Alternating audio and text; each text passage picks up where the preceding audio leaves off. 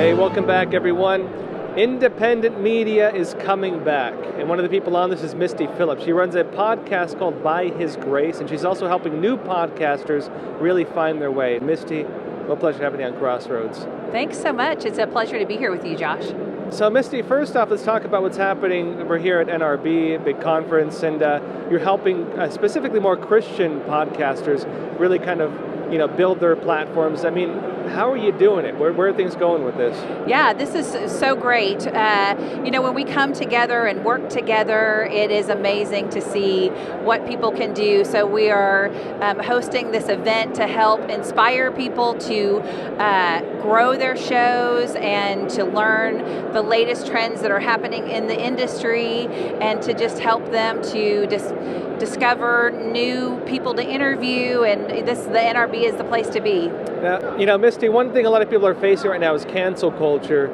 And specifically with that, the reality is that even talking about values these days is likely to get you some harsh critics. I mean, are you finding this yourself? How's this going? Yeah, it's been really interesting. Like, I had Brian Gibson on my podcast earlier. Pastor Brian Gibson, the black robe preacher, yes. Yes, earlier this year, and it was in January. And so at that point, he was in hiding, and was a kind of a crazy time. We're living in a time where we, as faith-based people, have a voice that we need to share. Just everybody's voice needs to be heard, and so I'm all for promoting. We need free speech, and we need to be able to share our message. Now, for say up-and-coming podcasters, journalists who are looking to get into this medium, and who are going to represent values that are probably going to get them attacked, what advice do you give them? Yeah, so that's a great question. I would just say, if they're a faith-based person, just to keep your eyes on God, and He will guide you and direct you and see you through. But just don't back down. Don't be afraid. We need people to stand up for their values, and you may get some flack for it, but I just say press on and press in. There's a balance with it too. I think there's the side of society that likes to fight and likes to argue. There's the other side that's more of a moral side, I would say, that doesn't like to fight, doesn't like to argue, really doesn't normally like stirring up the pot. But I would say that people are realizing that there comes a point where you have to still speak, even if it means people are going to get mad at you for doing so. Well, I think it's important for us to not only speak, but to listen and to hear the other side of the conversation, and to actually dialogue and have a conversation. Well, and that's something we're losing. I've heard a lot of people mention this, that we're losing the ability of discourse. Yes. Right? I like red, you like blue, so I hate you. And so, instead of saying, tell me why you feel that way, and let me share with you what's on my heart. And I think if we could do that, if we could come together, the world would be a better place. Now, Misty, I was having a look at some of your work, and I think you've done a good job at this. You stand by your principles. You stand by your values. You get on folks like Pastor Brian Gibson, who I've had on Crossroads. He's fantastic. We're going to get him on actually again.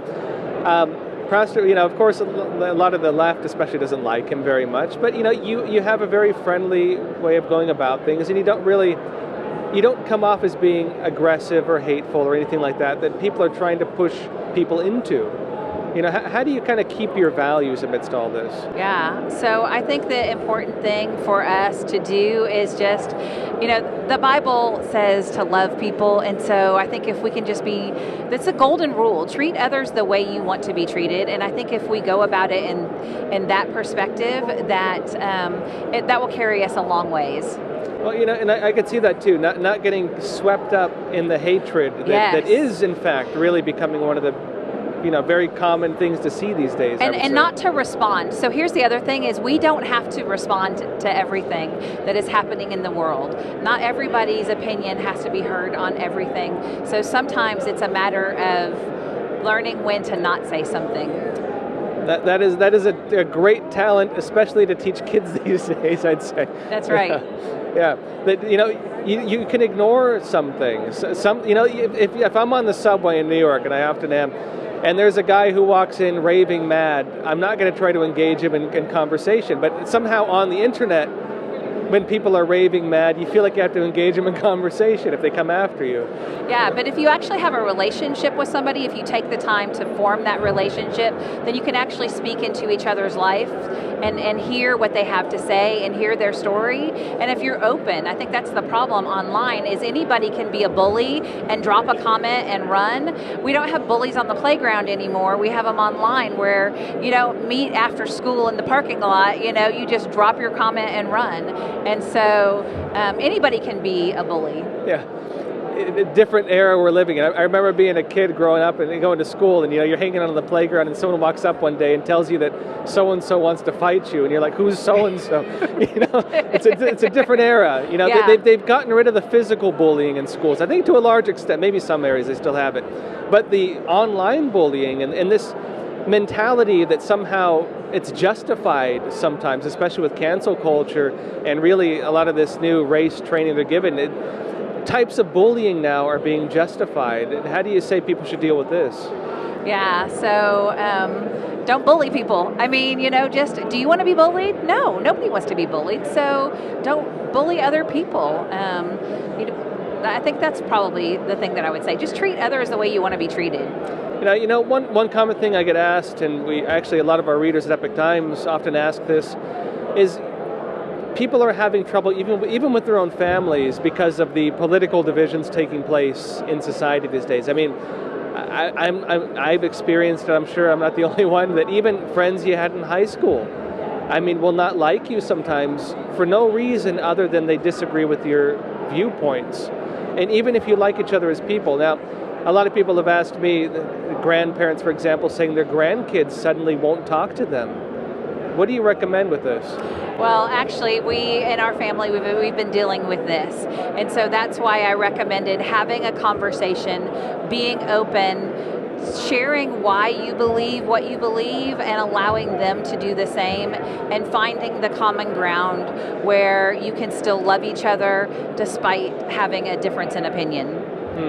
And really, that's real traditional dialectics, right? Yeah, exactly. Go back to the Socratic dialectic. Right? It was not about people of the same viewpoint having a conversation. It was people of different viewpoints having a conversation.